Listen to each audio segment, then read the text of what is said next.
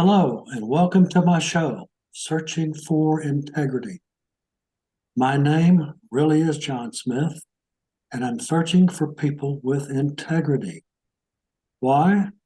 Because our country suffers from IDD, Integrity Deficit Disorder. Today, we have as our guest, Mr. John Nicholas, and he has a book with him, Debt Free ASAP. Are you there, John? Yeah, it's debt free ASAP. Kind of rhymes. Debt free. There you go. Debt free ASAP. That's right. Yeah, but I'm here to talk about whatever you'd like. That's a recent bestseller a couple of years back, and we originally got connected to discuss my upcoming book, but we can discuss whatever you like. I'm here for you. Well, if you'd like to, you have an upcoming coming up? Yeah, that's the one.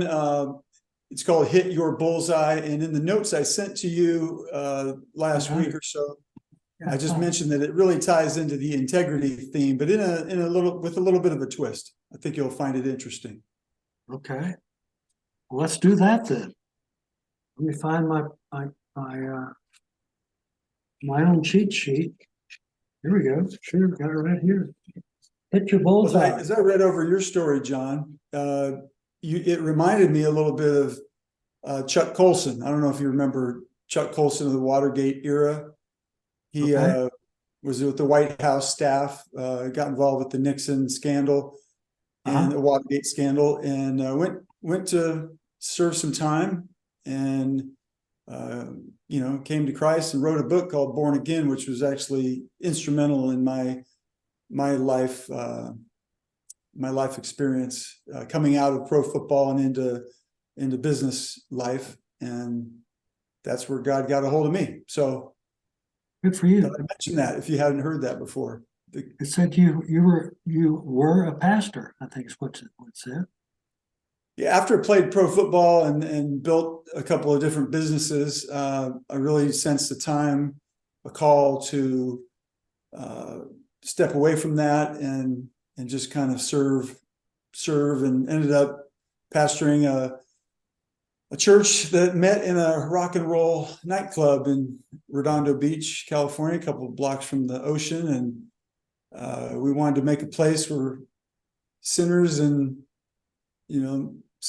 harlots and sinners could come in and not feel like they had to go to church to hear about Jesus, sing some songs, and see their lives change. So that was a certain phase of life that was certainly interesting and very rewarding. We did a lot of work with, street people down on Skid Row. Also got involved with drug babies that needed foster care and things like that. And, that's and just regular folks who just needed their lives touched and, some grace and miraculous transformation. How about that? Well, that one thing stuck out to me was that when you left football, you probably were ready to stop getting your bell rung all the time. Absolutely. In fact, if I ever forget anything, I have a good excuse. I had my head knocked around too much, so comes in handy. It does. It does. Now, let's get some itemized. What are the 7 protocols, different protocols? What do you intend to do with that? Well, in the book on debt recovery, and by the way, I spent a little time in the debt relief industry, just long enough to realize it's really shady. The hardest thing to find is honest consultation to help people with their unique situations. There's a lot of cookie cutter stuff out there and a lot of high pressure to get people into different programs. So I couldn't stay there very long. But afterward, I wanted nothing more to do with debt recovery, the whole theme, because my background was all real estate, but I had spent some time trying to help people out with their finances. And anyway, so after leaving that industry, I really sensed during COVID-19 and everything that followed with people losing jobs and this and that, was a need to get something real simple and straightforward and honest and consultative for people. And I know your background is finance and real estate, and so you know how it is to consult people about their unique situation.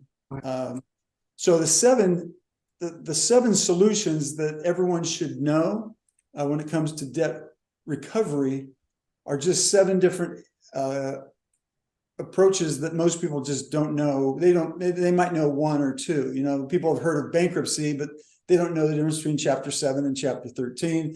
People have heard, oh, you should pay off your debts, you know, maybe start with the smallest one first or something. And yeah, that is one of 7 different kinds of options that exist for people, including, you know, debt consolidation, debt negotiation, settlements, etc.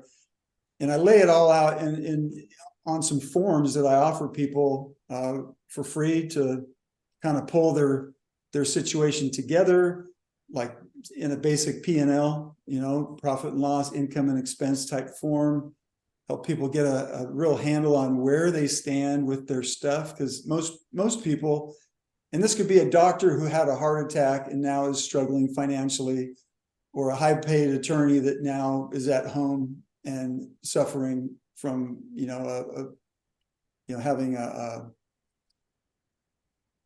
stroke or something like that. These are all people I've actually dealt with. And the last thing they just get overwhelmed. We as people, when we get struggling, we get overwhelmed and we start stuffing bills away or ignoring things. And so the first step is to really see where people are at. So that's the first of 3 steps. You know, number 1, you got to assess your situation properly. I have some free forms people can grab for that. I'll tell you how in you know, whenever you know, ask for it. The 7 solutions are also available free. I have it on a free video, actually. It's called debtfreevideo.com. You can go there, get the free forms. You can watch a 38-minute video that takes you through everything of how to assess your situation, how to know your options, and then put together a plan that has the support, whatever support you need to succeed for your particular situation. And so that's it. That's all it was, and it's done real well. It was right up there with Dave Ramsey, you know, head to head there for the first year, and you know, it's helped a lot of people, so we're happy about it. I'm curious, does any of the people that you've come in contact with, was timeshare ownership, was that part of it as well? You know, that is a great question. It didn't come up. I haven't heard anyone really come to me with timeshare issues, but I've heard the radio ads for certain people that help families get out of that trap. Yeah, right. Yeah. We once upon a time put our toe in the water and then left as fast as we could run. I'm sure.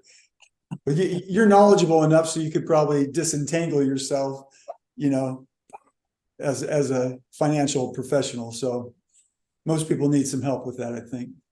I think so. I was looking at do people become certified in some way as a debt specialist? Yes, there's a number of certification programs, and I know that was one of my you know, bio bits.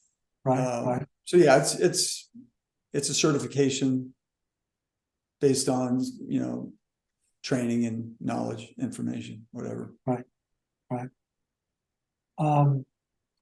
Did you think in some ways what did you say in some ways when people come to you and they don't have a clue what they're doing?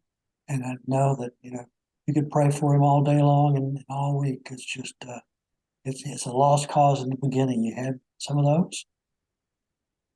You know, John, there are a lot of people throughout our country that are living on very, very meager incomes. A lot of it is retirement income or disability or just, you know, unemployment. They've lost a job, been, you know, cut, in a reduction of force or whatever. A lot of people struggling.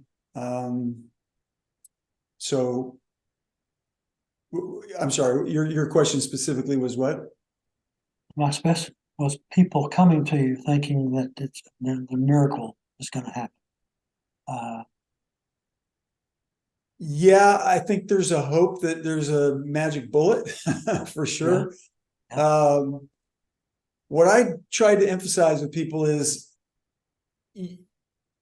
there's no such thing as a one size fits all cookie cutter thing. And I get really disturbed when I hear people, so-called experts, floating their kind of automatic answers to almost any question. They just have their little, turnkey responses. And I tell people, I say, everything depends on everything, because somebody may be taking care of grandma.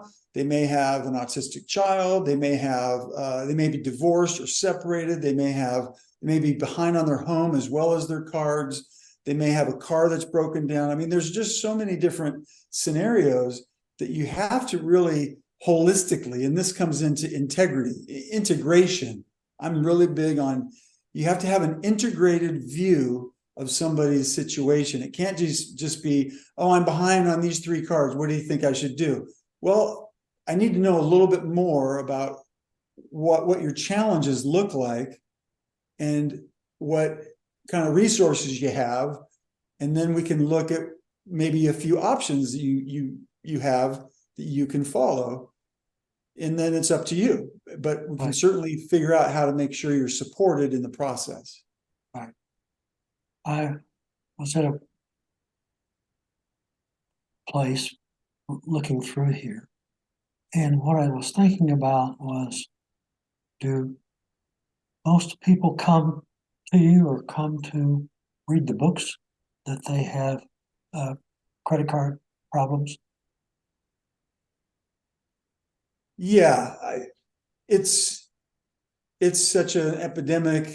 I mean, even the latest Supreme Court justice had over $100,000 of credit card debt, and of course, a higher income means that's easier to manage, but it's just symptomatic of, and I'm talking about the last male. I didn't track on the female Supreme Court justice. Didn't pay attention during that one, but so I mean, it's predominant. There may be variations on the theme, but there's usually a bunch of that. And by the way, most people have a very low view of where they're really at. Like they may think they're behind, like, maybe they owe $8,000, and it turns out they actually owe 18. I've had people that thought they had maybe 30 or 40 on their cards, and they had over 100,000 on cards alone. And sometimes it's almost ridiculous, but we're all human, and most people don't get into debt by making just stupid decisions. There's usually more to the story. Right. I talked about illness. I talked about job loss. I talked about retirement. There's a number of ways that people fall behind, and a lot of them are very legitimate and hard to avoid. So it's just common sense, but knowing, having some, a higher view, a bigger picture is what most of us need when we're in trouble.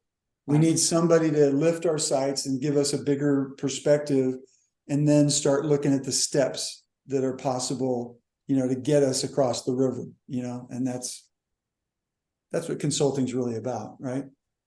That's right. How did you enjoy or not being a real estate broker?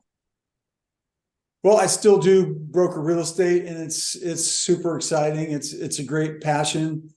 I think it comes through the bloodline. Our grandfather was a Greek immigrant who sold flowers and fruit on the corners, busy street corners in Chicago. But over time, he and his brothers ended up developing some of the first shopping centers in America. and he ended Yeah. up in a mansion overlooking Lake Michigan on Sheridan Road, which is kind of like the gold mile there on the Chicago lakefront. And so over the years, I think real estate's been in my blood. My brothers have also done projects and things, but I just love helping people find properties that suit them and bring happiness to them, and realize their dreams maybe, or making great deals to sell. Get people their best numbers and stuff like that. But just the whole process. We just renovated a few properties ourselves, and I've also done a few hundred home renovations, remodel projects for clients. Right. And that's right up there with real estate in terms of just loving what it means to people, because you really do have your heart where your home is, right? I mean, a lot of times. That's true. How about you? Your whole history is very heavy on real estate. It was. Even when I was in public accounting, I spent 5 years there, and in doing so, I was given all the real estate deals. So I was always following the partnership tax return, Form 1065. And so a lot of that rubbed off on me quite a bit. Absolutely. And then I got my license in Texas, and then I got it again in Colorado. And it was something that I was always planning, and I enjoyed it. But then I got back, and same thing, partnered with a Mexico guy, and he was my workup. He'd do anything in a house, and I would have probably in 2 years, I think I had 35 or so that we did, and I find them at the monthly first Tuesday. What county are you in? You talk about your courthouse sales of That's repo right. properties. Yeah. We're in Collin County, right next to Dallas. Yeah, I know Colin. Yeah. So it was good. It taught me a lot, and the good thing about it was I was able to manage myself to do it. Yeah. And there's always on the way to find something that's good, something good there about. And there's some that you look at. I never saw a HUD house that you'd ever want to try to make it come back. HUDs are worse. I've seen some pretty bad ones. Yep. That's right. It's just a thing. Take it out of the house. That was amazing. Yeah. So do some people come to you with acumen of that? Like I say, I'm still practicing brokerage, just kind of part-time for friends or family.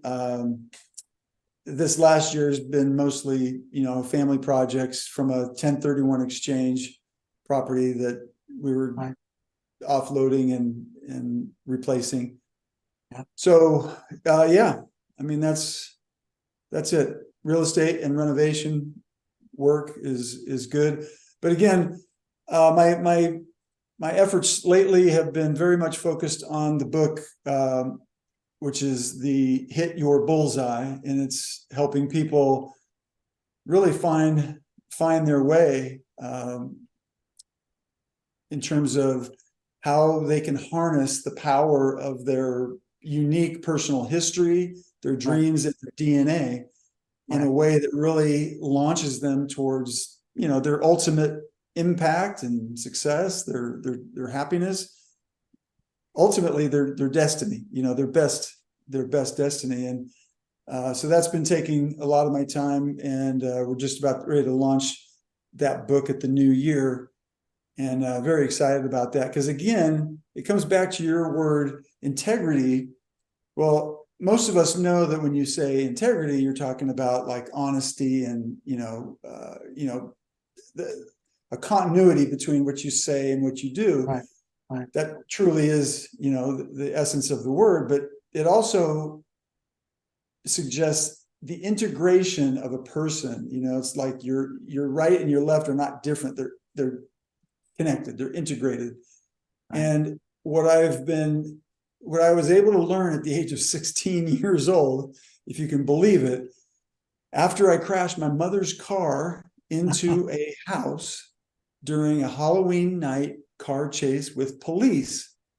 It got me thrown in jail, kicked off my high school football team, and almost ruined my life, if you can imagine. Right. I was desperate. I started digging for direction and discovered a few keys that absolutely changed everything for me, shot me towards seemingly impossible goals and aspirations, achievements, that type of thing. But more importantly, led me to see the same dynamics at work in outstanding people throughout history, from Bible heroes to high-tech billionaires. Right. And I've seen them work in people's lives, whether family members, partners in business, friends, whatever. And so I've pulled that together in a way that helps people look at their life through a different lens where they're seeing the integration.